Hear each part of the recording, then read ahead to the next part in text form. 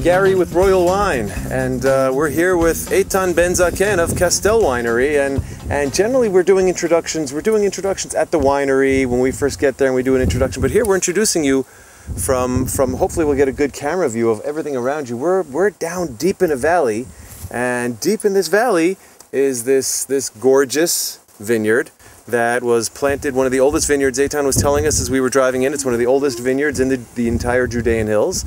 And I should let you speak about it. Well, thank you for having us. Thank you. Thank you for coming. Thank you for coming. So this vineyard was planted by my father in '96. Once he understood that he wants to develop the idea of having let's say a proper professional, even though small winery. One of the things, first thing that he realized that he wants to control the quality of the grapes, finding himself buying from all different parts of Israel, different kind of grapes, different quality of grapes, made him understand that in order to bring the real quality he wants to put eventually in the bottle, he needs to have the 100% control of the quality. And this vineyard was planted with the idea of the density.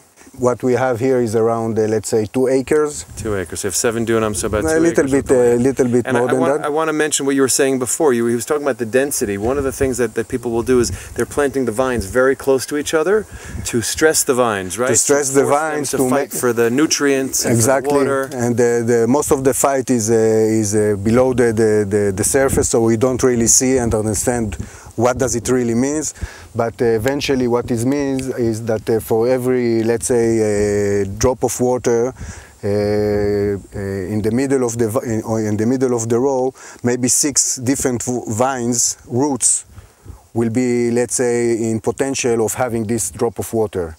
So like when there's a glass of Castel in the middle of 6 people and everyone dives in, something exactly like that. Like what's happening here. Something like that. Eventually, the idea of high-density vines is that we can take the yields a little bit lower in order to the vine have let's say the balance between the potential of growing the grapes and the potential of growing the good grapes, the quality grapes. In this whole topography area, the differences between night and day is very, very dramatic. Last night I went out to catch some bread, and the coolness at night was so dramatic, you know. Yesterday was like today, you know, very hot, very hot. And then 8 o'clock in the evening, the temperature is dropping down. This drop down in temperature is slowing down maturation, gives much more balance. And when you are going down to the valley, let's say, you will find vineyards that when they finish harvesting, we don't even start. And this difference is a big difference. Maturation time. I've also heard that if it's a long growing season, that maybe can lead to a more complex wine. Exactly, exactly. So as we were driving in, you also talked a little bit about the topography. You talked a little bit about the soils, and you want to tell us most of our soil is a terra rossa. And we have some limestone.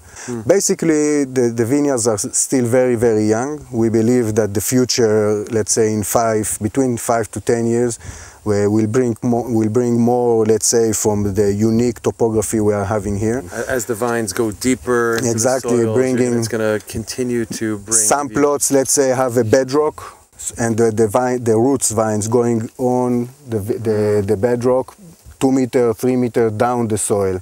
So what we are having is now the connection with the bedrock, and now we are waiting to, you know, for those minerals to come back up through the vine into the fruit. Exactly. Okay, wonderful. Well, I'm sure that our viewers are looking forward to the 2010, or the 2011 vintage. 2011. They're probably going to have to wait a little while for the 2011. Right now, they're probably looking at the 2007s and the 2009s in the stores. In the U.S. market, yeah, it's the end of the 2007 vintages.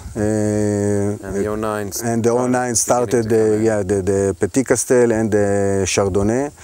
The Grand Vin, the Castel Grand Vin 2009 is still in the barrel. Still in the barrel, yeah. So they're going to have to wait. Yeah, a little bit more. Okay, well, it's nice to give them an inside look at one of the unique vineyards, as you corrected, as you mentioned, from Ramat Arziel. Ramat Arziel vineyard. That's one of the prime vineyards, planted in 1996. That gives a lot of the fruit, at least on a good year, for the Grand Vin. Yep. Okay, wonderful. Okay, let's go up. Let's go.